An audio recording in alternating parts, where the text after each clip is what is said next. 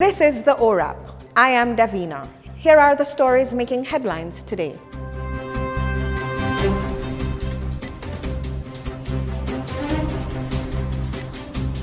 I will give the public a strategic understanding of the actions of the government as it relates to crime fighting and dealing with violence in the society. Prime Minister Andrew Holness has declared a state of public emergency in the parish of St. Catherine. Holness made the declaration during a press conference at Jamaica House on Friday, citing rampant criminality and lawlessness. According to Holness, the terror being experienced in some communities is as a result of the organized criminal activities of gangs, guns, and the young men that are being recruited. Holness's declaration comes just days after several murders and shootings in Spanish Town. Minister of Legal and Constitutional Affairs, Marlene Malahou-Fort, says all Jamaicans who are registered to vote will have a say in whether or not Jamaica transitions away from a constitutional monarchy to a republic. In April, during a royal visit of Prince William and his wife Kate, Prime Minister Andrew Holness informed them of the country's intention to cut ties with the royal family and become a republic. Along with the votes of the people, Malahou-Fort said there are deeply entrenched reform issues that have to be addressed, noting that the process will need to be carefully sequenced.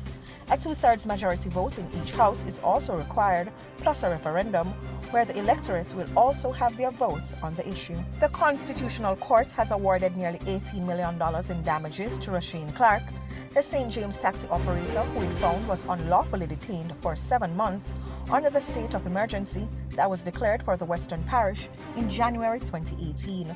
The full court, comprising Justices Chester Stamp, Anne-Marie Nemhard, and Tara Carr, handed down the landmark decision, which will have consequences for how future SOEs are implemented in Jamaica.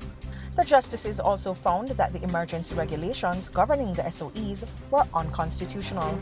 The court was asked to consider whether some of the emergency powers regulations infringed or violated the Charter of Fundamental Rights and Freedoms of the Constitution, and if so, whether these breaches were reasonably justified for achieving the purpose of the SOE in St. James. Police Commissioner Anthony Anderson says the recently declared state of public emergency in St. Catherine is a result of 12 active gang conflicts, which can and has resulted in several murders and shootings in the parish.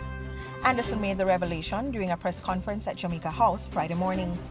Anderson noted that up to 6 weeks ago, the St. Catherine South Division was experiencing a reduction in murders by 40%, but said the recent conflicts in the St. Catherine North Division have extended into the southern section of the parish to include Portmore and Old Harbour.